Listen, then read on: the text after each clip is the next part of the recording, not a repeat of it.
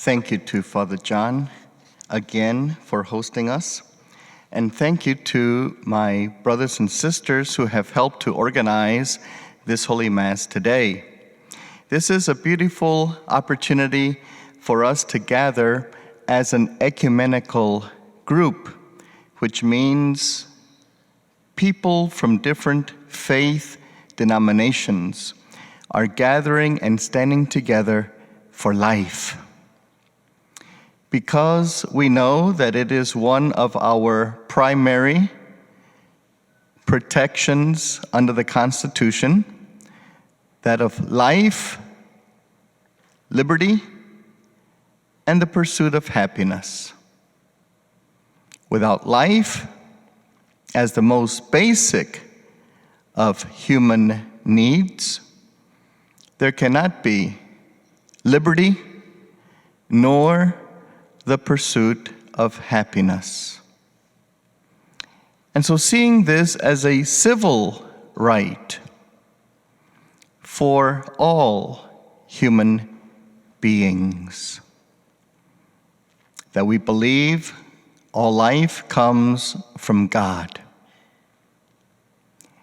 And we take that from the book of the prophet Jeremiah, chapter 1, in which God speaks to Jeremiah and says, "Before you were formed in your mother's womb, I knew you." All human life is from God.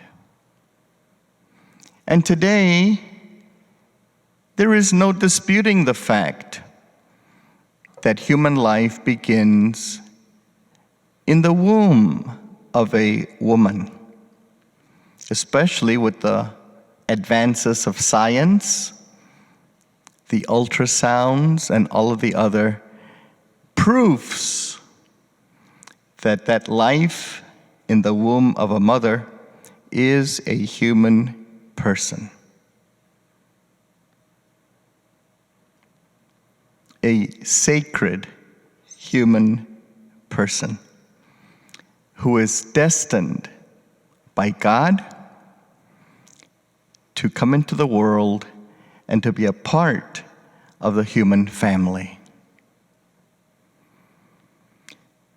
Yes, my brothers and sisters, the Holocaust was a horrible thing where some 6 million Jews were killed, and others tortured, and others experienced horrific suffering.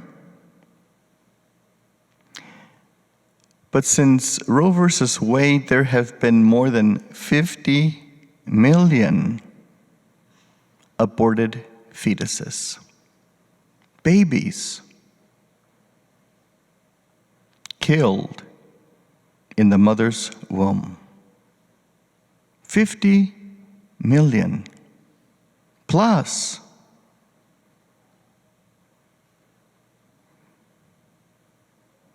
What a horror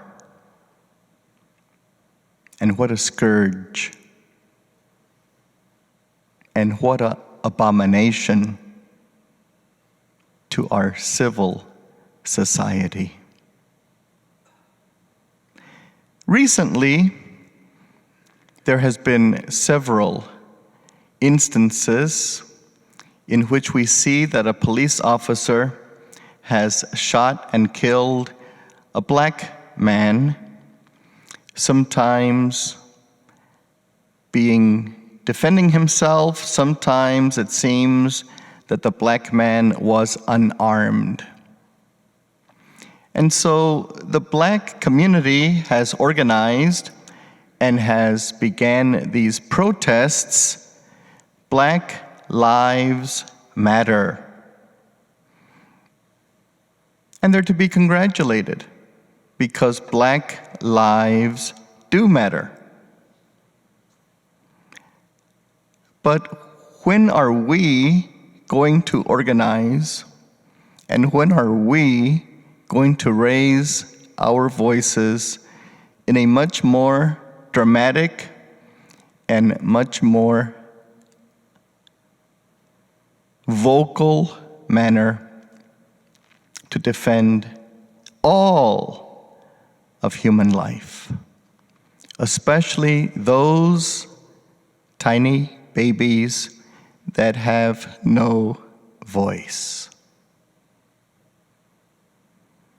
Thank you for being here. And this prayer time is being organized and is being attended throughout the whole United States, in different communities, in different cities, and in different states. It is time that we as a Christian community stand up, make our voices heard, make our outrage known that all human life matters. Now, my brothers and sisters, in the Catholic Church and in any Christian church, we are very compassionate and understanding with all mothers who, for whatever reason, have chosen to abort a child. I'm not talking about miscarriage.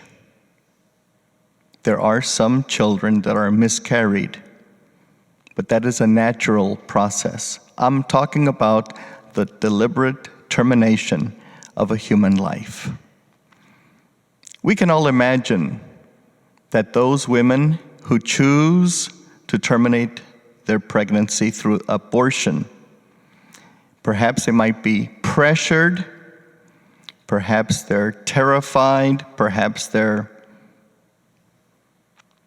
wrongly counseled, perhaps they're led to believe that this is not a human life. For whatever reason, we cannot be their judge.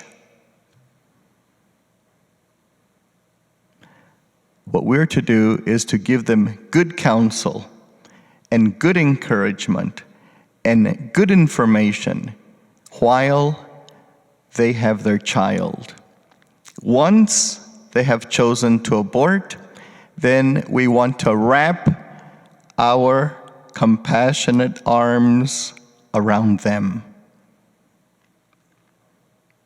and provide services of healing and comfort and understanding.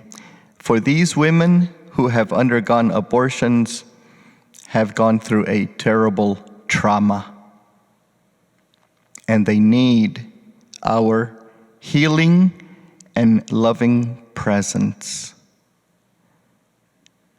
because God still loves them very, very much. And that is why in the Catholic Church we do provide many services for pregnant women, so as they do not have to face their pregnancy alone.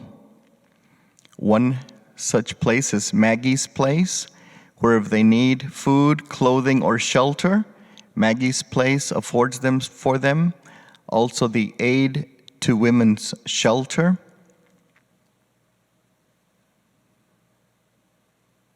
And First Way, and there's other places here in the valley. And so, my brothers and sisters, we want to pray for all pregnant women that they may choose life. But for those who have chosen to abort their child, we want to pray for them also.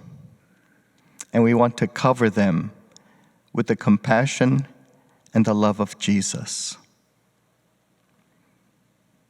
Never condemning, never abandoning, but always understanding and helping these sisters of ours in their time of need.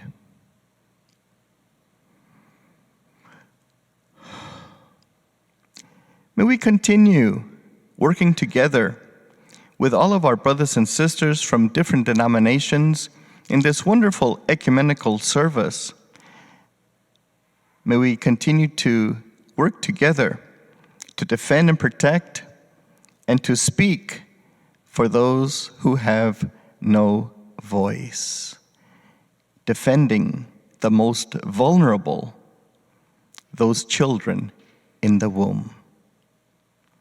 So God bless you all, and thank you for your love, for your prayer, and for your support for this very important ministry. Like what you just heard? Visit Our Lady of Mount Carmel's social media pages for more faith-filled content. Follow us on Facebook, Twitter, and Instagram. Read the OLMC Tempe blog. Your Catholic community is online. Let's stay connected.